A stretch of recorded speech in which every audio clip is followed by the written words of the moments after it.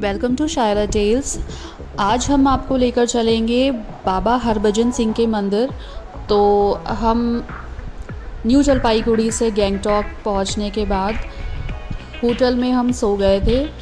काफ़ी लेट हो चुका था और मॉर्निंग में हम तैयार होकर निकल पड़े हैं बाबा हरभजन सिंह के मंदिर, जो कि गैंगटॉक से कुछ 59 और 58 किलोमीटर के बीच में है। तो हम लोग निकल चुके हैं और रास्ते में इतने खूबसूरत पहाड़ और बादल हमें दिख रहे हैं। बहुत ही नज़ारा खूबसूरत है। बाबा हरभजन सिंह के बारे में काफ़ी स्टोरीज़ फेमस हैं। वो भारतीय सेना में सिपाही थे और ज्वाइनिंग के बाद 2 साल के बाद ही उनका एक एक्सीडेंट में उनकी डेथ हो गई थी। तब वो 20 इयर्स के ही थे और वो अपनी जॉब को लेकर के बहुत ज़्यादा एक्साइटेड थे, लेकिन वो बहुत ज़्यादा समय नहीं दे पाए और उनकी डेथ हो गई। डेथ उनकी हो गई थी कुछ बर्फ़ में गिरने से और वो बर्फ़ में धंस गए थे, ऐसा कुछ स्टोरी है उनके बारे में। और डेथ के बाद भी उन्होंने ड्यूटी की। ऐसा मान्यता है कि रोज़ उनकी यूनिफॉर्म ख़राब होती थी, गंदी होती थी और वो जाते थे ड्यूटी पर, और जो सैनिक या सिपाही अपनी ड्यूटी अच्छे से नहीं कर रहे होते थे वो उनको एक थप्पड़ भी लगाते थे। उनको सैलरी भी दी जाती थी। इवन जो चाइना की मीटिंग्स भी होती हैं तो उसमें भी उनके लिए एक चेयर रखी जाती है और उनके लास्ट डिसेंटर को भी उनकी पेंशन दी गई है।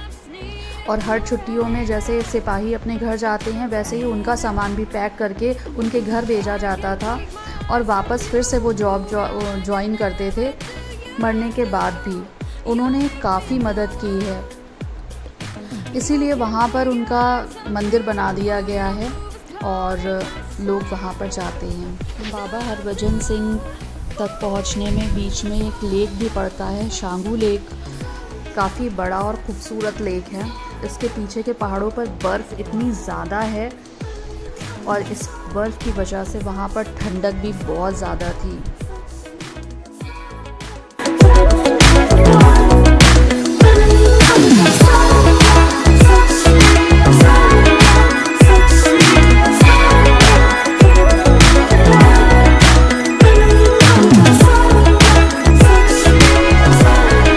ऑलमोस्ट हम पहुँच चुके हैं मंदिर की तरफ। बहुत ज़्यादा ठंड थी। तो ये हैं बाबा हरभजन सिंह जी। यहाँ पर मंदिर उनका बना हुआ है जिसमें उनकी यूनिफॉर्म भी रखी है और उनकी एक प्रतिमा भी बना कर के रखी गई है। और उनकी स्टोरी भी वहाँ पर पूरी पत्थरों पर लिख कर के लगाई गई है ताकि लोगों को उनके बारे में पता चले। एक छोटा सा कैफ़े भी था वहाँ पर, क्योंकि लोग काफ़ी दूर दूर से आते हैं यहाँ पर और कम से कम 2 घंटे का समय लगता है यहाँ तक पहुँचने में। तो लोग कुछ भी स्नैक्स ले सकते हैं और इतनी ज़्यादा ठंड थी वहाँ पर कि चाय तो बनती है।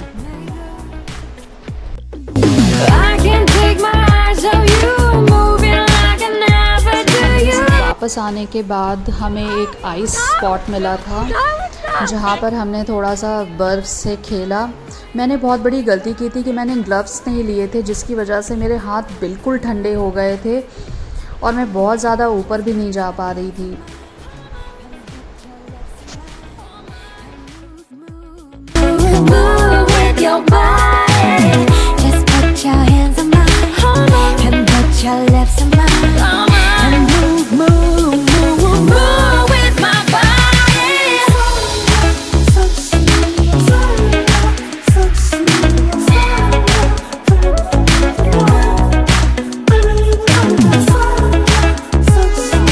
ज़रूर कहूँगी कि आप जब भी आइस पॉइंट पे जाने वाले हों तो आप पूरी यूनिफॉर्म लें, लोअर, जैकेट, ग्लव्स ज़रूर लें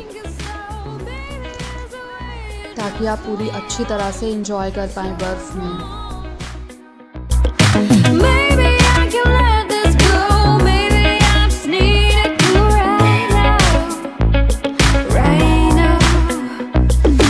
I can take my eyes from you, moving like I never do you.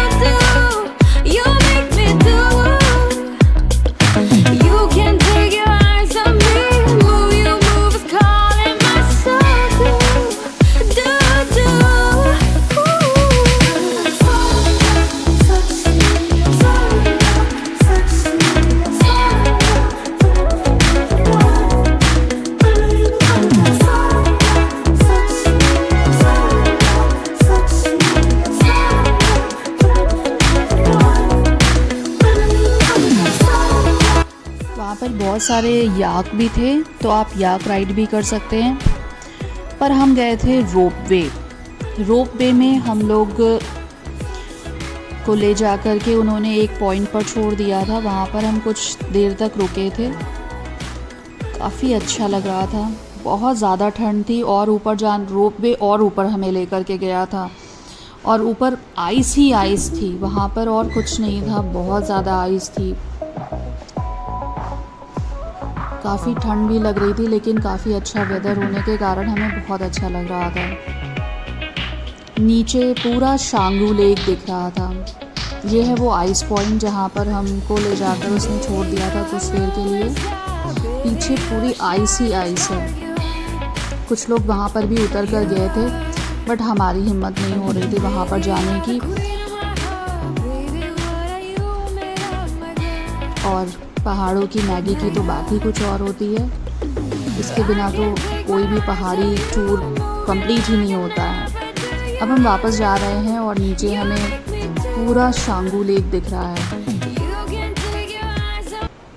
इस लेक को कई नामों से जाना जाता है। चांगू झील, ये ग्लेशियर के पिघलने से बनती है, इसलिए इसे ग्लेशियर लेक भी बोला जाता है।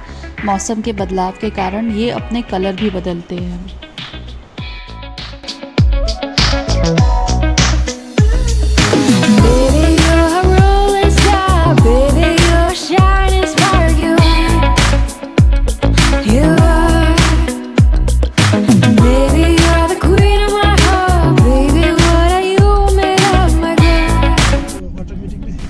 रोप वे से उतरने के बाद हम कुछ देर तक वहाँ पर रुके थे, कुछ फ़ोटोज़ वगैरह ली थी और उसके बाद फिर हम वापस चल दिए थे, क्योंकि हमें दिन रहते रहते ही अपने होटल भी पहुँचना था। गैंगटॉक सिटी में पहुँचने के बाद हम गए थे माल रोड। होटल में हम थोड़ा सा फ्रेश हुए और उसके बाद हम इवनिंग में गए थे माल रोड, यानी कि MG road, Mahatma Gandhi road, जो ऑलमोस्ट हर हिल स्टेशन पर होती है। यहाँ की माल रोड काफ़ी ब्रॉड और काफ़ी खूबसूरत थी, कई पार्ट्स में डिवाइड थी। यहाँ पर कुछ देर टाइम स्पेंड करने के बाद हम वापस अपने होटल चले गए थे और मिलते हैं हम अपनी नेक्स्ट वीडियो में। मैं आपको दिखाऊंगी कि मैं अगले दिन कहाँ गई थी। So till then, stay tuned to my channel. Thank you for watching. Bye bye.